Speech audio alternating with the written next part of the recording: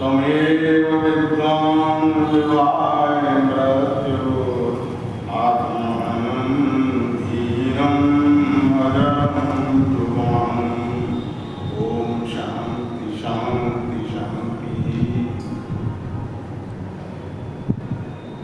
कार्यक्रम का बहुत ही कुशलता से संचालन करनी विदुषी बहन डॉक्टर आराधना जी, पूज्य मातृशक्ति, उपस्थित आदरणीय आर्यबंधु। पिछले रविवार को योग दर्शन पर थोड़ी चर्चा की थी, उसी क्रम को आगे बढ़ाएंगे। उस दिन हम विचार कर रहे थे कि संसार में जो कुछ भी दिखाई दे रहा है वो हमारे अंदर जो सूक्ष्म शरीर है उसके कारण जो हमारी चित्त की स्थिति है उसी का प्रकटीकरण है। इसलिए शास्त्रों ने चित्त शुद्धि की बात की है। सबसे पहले महर्षि कपिल ने बहुत पहले सांख्य दर्शन लिखा था और उन्होंने अभ्यास और वैराग्य को प्रमुखता देते हुए उस समय कहा था कि अभ्यास और वैराग्य के माध्यम से हम अपने चित्त को शुद्ध कर सकते हैं। धीरे धीरे जब पतन की स्थिति हुई तो आगे महर्षि पतंजलि ने जो ग्रंथ बनाया उसमें अभ्यास और वैराग्य से काम नहीं चल रहा था तो उन्होंने अष्टांग योग दिया और उन्होंने कहा कि नियम का धरातल तैयार करते हुए आसन, प्राणायाम, प्रत्याहार, धारणा, ध्यान, समाधि क्रम से एक एक सीढ़ी चढ़ेगी। इसमें 5 नियमों के संबंध में पिछली बार विचार किया था। उसके बाद है नियम। और ये भी आपको याद दिला दें कि महर्षि दयानंद सरस्वती ने इन सभी दर्शनों का, वेद आदि ग्रंथों का निचोड़ आर्य समाज के 10 नियमों में प्रस्तुत कर दिया है। कितना बड़ा महर्षि का चिंतन रहा होगा, कितना बड़ा ऋषित्व रहा होगा कि उन्होंने सभी वेद आदि ग्रंथों का, पहले तो उन्होंने 28 नियम बनाए थे, फिर और संक्षिप्तीकरण करते हुए उनको 10 नियम में समेट दिया था। जरा विचार कीजिए 10वें नियम पर। 10वां नियम कहता है हम सभी को, सब मनुष्यों को सामाजिक सर्वहितकारी नियम पालने में परतंत्र रहना चाहिए और प्रत्येक हितकारी नियम में सब स्वतंत्र है। सामाजिक सर्वहितकारी क्या है? जो यम है वो सर्वहितकारी है। और नियम क्या है? कार्य स्वयं के लिए, पालन दोनों का करना है।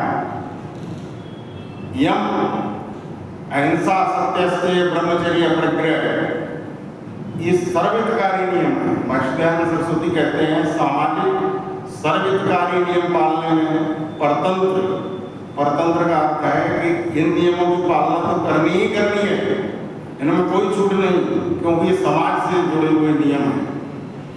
अहिंसा, सत्यस्तेय, ब्रह्मचर्य, अपरिग्रह, इनकी चर्चा पिछले व्याख्यान में की थी। इसके बाद नियम भी उसी में सहायक है कि हमारा व्यक्तिगत जो जीवन है वो भी अच्छा हो। इसके लिए 5 नियम बताए गए: शौच, संतोष, तप, स्वाध्याय, ईश्वर प्रणिधान। शौच का अर्थ है पवित्रता, अंदर की पवित्रता, बाहर की भी पवित्रता, सब जगह की पवित्रता, वायुमंडल की भी पवित्रता। ऋषि दयानंद ने पवित्रता के संबंध में बहुत काम किया। पहले लोग केवल स्नान करके और अपने को पवित्र समझ लेते थे, अंदर गंदगी भरे घूमते रहते थे। लेकिन ऋषि दयानंद सरस्वती ने आकर के आंतरिक शोधन के लिए उन्होंने पंचमहायज्ञ विधि में ब्रह्मयज्ञ दिया, जिससे हम अपने अंदर का शोधन करें। और वायुमंडल की शुद्धि के लिए, पर्यावरण की शुद्धि के लिए देवयज्ञ की बात की। तो शौच शौच का अर्थ है पवित्रता। हमारे चारों तरफ का वातावरण एकदम पवित्र हो, न केवल जहां हम भोजन करते हैं, जहां भी हम रहते हैं, संपूर्ण वातावरण पवित्र हो। दैनिक यज्ञ करें हम। हमारे देश में पहले दोनों समय यज्ञ हुआ करते थे, शुद्धि के लिए, वातावरण की शुद्धि के लिए। एक व्यक्ति कहने लगा कि वो लोग तो मूर्ति पूजा करते हैं, आप अग्नि की पूजा करते हो। मैंने कहा आपने गलत समझा है आर्य समाजी, अग्नि की पूजा नहीं, अग्नि का सदुपयोग तो करते हैं। पूजा का अर्थ होता है किसी चीज का सदुपयोग करना, पूजा का आती है। और ये जो देव यज्ञ है, ये कोई आर्य समाजियों की मूर्ति पूजा जैसी चीज नहीं है। ये तो वायुमंडल के लिए झाड़ू लगाना है, इस तरह से हम घरों में झाड़ू लगाते हैं। उस तरह से वायु को शुद्धिकरण के लिए ये देव यज्ञ का विधान किया गया। तो पवित्रता सब तरह की हो। महर्षि मनु एक जगह लिखते हैं, सर्वेषामेव शौचानाम् अर्थ शौचं परमेष्ठिः यो अर्थे शुचिर्द्वार शुचि। वो कहते हैं जितनी भी पवित्रता इस दुनिया में है, उसमें अर्थ की पवित्रता सबसे ऊपर है। धन की पवित्रता सबसे ऊपर है। सर्वेषामेव शौचानाम् अर्थ शौचं परमेष्ठिः। मिट्टी और जल से जो पवित्रता है, ये तो शरीर की हो जाएगी। और धन का अर्थ क्या होता है कि जो धर्म पूर्वक जो साधन हम इकट्ठे करते हैं, उनको धन कहा जाता है। भारतीय संस्कृति में 4 पुरुषार्थ हैं, धर्म, अर्थ, काम, मोक्ष। धर्म पूर्वक जो शरीर के लिए, जो जीवित रहने के लिए जिन साधनों की आवश्यकता पड़ती है, उसको धन कहा जाता है। भारतीय संस्कृति के 4 पुरुषार्थ माने गए, उसमें धर्म, अर्थ, काम और मोक्ष। धर्म मूल में है। पतन का कारण क्या होना कि हमने धर्म को जो छोड़ दिया, अर्थ और काम को पकड़ लिया। तो ये बीच के लोग को पकड़े थे, मुक्ति भी नहीं मिल रही है। और धर्म से विरुद्ध होने से, जब धर्म पर महर्षि दयानंद ने अर्थ की परिभाषा करते हुए एक जगह लिखा है, जो धर्म पूर्वक कमाया जाए उसको अर्थ, अन्यथा वो अनर्थ होता है। तो सब तरह की जो पवित्रता है, उनमें अर्थ की पवित्रता सबसे मुख्य मानी गई है। इसके विषय में हम लोग सावधान रहें। सर्वेषामेव शौचानाम् अर्थ शौचं परमेष्ठिः। आगे महर्षि पतंजलि कहते हैं, शौच संतोष। संतोष, संतोष का अर्थ है जो हमको प्राप्त करें, उसमें बिना ईर्ष्या द्वेष के संतुष्टि का भाव। ये बहुत ऊंची स्थिति है कि हम, किसी पौराणिक कवि ने लिखा था, कुछ लेना न देना, मन में रहना, संतुष्ट होकर के जीवन बिताना, आपाधापी नहीं। जो परमात्मा ने हमको शरीर दिया, ये साधन है शरीर के, इसके अलावा जितने साधन दिए हुए भौतिक, उनमें संतुष्ट रहते हुए आगे बढ़ना, उन्नति करना, पारलौकिक जीवन की। और इस लोक धर्म क्या होता है? यह तो अभ्युदय विषय सिद्धि सधर्म, जिससे हमारा ये लोग भी अच्छा बने और आने वाला परलोक भी अच्छा हो, उसी को धर्म कहते हैं। तो सुख पूर्वक जो साधन पिता परमात्मा ने दिए हुए हैं, उनमें संतुष्ट रहते हुए और पुरुषार्थ करते रहना। पुरुषार्थ भी करना है, अकर्मण्य नहीं रहना। क्योंकि आगे लिखा हुआ तप, शौच, संतोष, तप, स्वाध्याय, परिणाम। तप दे दिया उन्होंने, महर्षि पतंजलि तप कहते हैं। क्योंकि कई लोग कहते हैं कि हमको तो संतुष्ट है, हम तो बैठे हुए कमरे में आराम से, हमको कुछ नहीं करना, आप पैर नहीं चलाने, क्योंकि संतोष हो गया हमको। तो संतोष का अर्थ ये उल्टा है। ये संतोष का अर्थ नहीं है। जो साधन प्राप्त है, उन साधनों में संतुष्ट रहते हुए अपनी भौतिक और आध्यात्मिक उन्नति करना, इसका नाम संतोष है। और उसमें जो भी बाधाएं आती हैं, उनको दृढ़ता पूर्वक सहन करना, इसका नाम तप है। शारीरिक तप भी हो, मानसिक तप भी हो, आध्यात्मिक तप भी हो। शारीरिक तप अभी वर्षा थोड़ी सी वर्षा नहीं हो तो लोग कहते पानी नहीं बरस रहा, ज़्यादा हो जाए तो बहुत ज़्यादा बरस गया।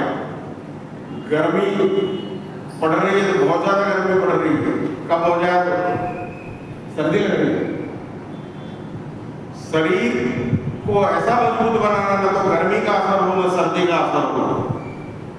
नाचदयानंद सरस्वती फर्रुखाबाद की घटना है, रात में 3 बजे बैठ करके हिंद समान शीतल वादन में और ईश्वर की ध्यान में, ईश्वर की उपासना में मग्न है। दिसंबर और जनवरी का महीना है, शीतलहर चल रही है, लोग कमरों के अंदर रजाई और गद्दों में लेटे हुए और कह रहे हैं बहुत ज्यादा ठंड है।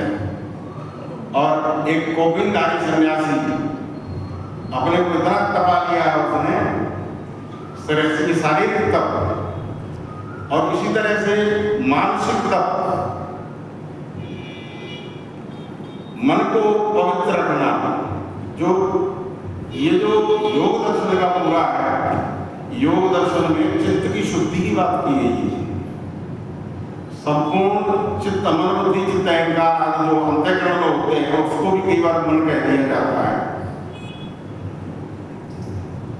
उसकी पवित्रता ये भी एक बहुत बड़ा तप है। सावधानी पूर्वक, कई बार हम करते कुछ हैं, बोलते कुछ हैं, मन में कुछ और होता है, तो ये व्यवहार बहुत ही गलत है। आज संसार में जो दिखाई दे रहा है, ये जो दिखाई दे रहा है तो लोगों का अंतःकरण बिगड़ा हुआ है। अंतःकरण बिगड़ा हुआ तो उसी का प्रतीक है। मन बिगड़ गया तो वाणी से शब्द भी गलत निकल जाते हैं और कर्म भी फिर गलत होते हैं। तो हम कर्मों के प्रति भी सावधान रहेंगे, हम क्या करने जा रहे हैं, क्या बोलने जा रहे हैं और क्या सोच रहे हैं। हमारी सोच भी पवित्र होनी चाहिए। कहीं उदाहरण के लिए धन पड़ा हुआ है, मां करता धन, किसी के भी धन को हम लाभ की दृष्टि से नहीं देखें, पड़ा हुआ है तो पड़ा हुआ है।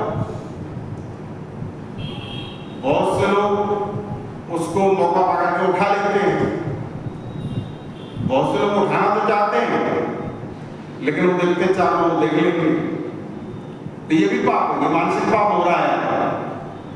आपने चोरी छोड़ी नहीं है, आप या तो आसपास के लोगों से डर रहे हो या पुलिस से डर रहे हो। अच्छी स्थिति मन की पवित्रता तब मानी जाएगी कि धन पड़ा हुआ है। कहाँ गोस्वामी तुलसीदास ने बैरागी संदीप की नाम की पुस्तक लिखी, उसमें वो लिखते हैं, कंचन कांचे समगिने और कामिनी काष्ठ बसान, तुलसी ऐसे संत जन पृथ्वी ब्रह्म समान। बैरागी संदीप बहुत अच्छा ग्रंथ है, गोस्वामी तुलसीदास जी का, हम सभी को पढ़ना चाहिए। वो लिखते हैं, कंचन कांचे समगिने और कामिनी काष्ठ बसान, तुलसी ऐसे संत जन पृथ्वी ब्रह्म समान। अर्थ स्पष्ट है। तो बात ये हो रही थी कि मन की पवित्रता। मन, एक मौनी बाबा देखे हमने, तो बोले कि मौनी बाबा है, तो मौन ये नहीं होता आप दुनिया को दिखाने के लिए ओट बंद कर रखे, मन तो आपको घूम रहा। मौन को जो ऋषि ध्यान किया करते थे, 24 घंटे की समाधि लिया करते थे, 18 घंटे तक समाधि लेते थे। मन में भी हलचल बंद हो गई, वही तो चित्त वृत्ति निरोध है। तो शौच, संतोष, तप, इस तरह से अपनी दिनचर्या को बनाना, तपश्चर्या, तप, स्वाध्याय, अपना अध्ययन, अच्छे ग्रंथों का अध्ययन, मैं कौन हूँ, आत्मा क्या है, परमात्मा क्या है, इस सब के विषय में जानना, ये स्वाध्याय। और ईश्वर प्रणिधान, जो कुछ है वो ईश्वर को समर्पित है। हमारे कर्म अपने लिए नहीं होने चाहिए, यही निष्काम कर्म है। हम जो कुछ भी करें निष्काम भाव से, क्योंकि सकाम भाव से करेंगे तो धार्मिक कर्म भी आपको मानेंगे कि हमारे समाज में जा रहे हैं तो हमारा नाम हो जाएगा, ये बंधन है। यदि आज समाज का काम परोपकार का काम है, ये सोच करके हम आते हैं तो निष्काम कर्म है। आप किसी भी धार्मिक कृत्य को ये सोच करके यदि करते हैं कि उससे हमको ये मिलेगा, जहाँ पर कोई कामना आती, तो धार्मिक कृत्य भी बंधन का कारण होता है। अधार्मिक कृत्य तो नरक में ले जाते हैं। धार्मिक कृत्य भी दो तरह के होते हैं, एक तो बांधने वाले सकाम कर्म कहे जाते हैं, और दूसरे होते हैं निष्काम कर्म, जो कि उनको बांधते नहीं। तो जो भी हम कर्म करें ईश्वर को समर्पित करें। एक संत की वाणी है, वो कहते हैं या तो आप ईश्वर को समर्पित हो जाओ, अथवा ईश्वर आपको पकड़ ले, इतनी योग्यता होनी चाहिए आपकी।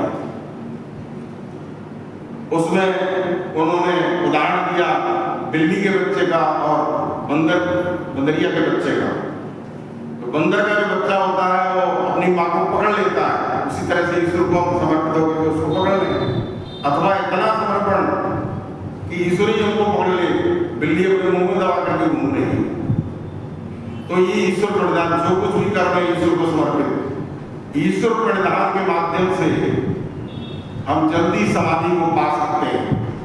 तो ऋषि दयानंद वेदांत भाषा में उनका लिखते हैं, जब यम नियम का पालन किया जाता है तो योग के क्षेत्र में बीज बोए जाते हैं। हम सीधे आसन प्राणायाम धारणा ध्यान समाधि की बात करते हैं, कभी भी नहीं लग सकती। आप साधना में बैठ कर पाएंगे जब यम नियम का आधार मजबूत होगा।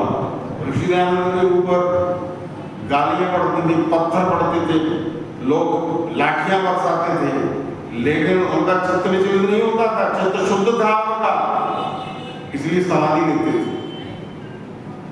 हमसे कोई एक शब्द कह दे तो चित्त विचलित हो जाता है, क्योंकि चित्त शुद्ध है। चित्त की शुद्धि ही योग दर्शन का सार है। चित्त जैसे जैसे हमारा शुद्ध होता रहेगा, हमारे कर्म शुद्ध होते जाएंगे। इसी संबंध में योग दर्शन की जो आगे की चर्चा है वो फिर कभी करेंगे। इसी के साथ मैं अपनी वाणी को विराम देता हूँ। ओम।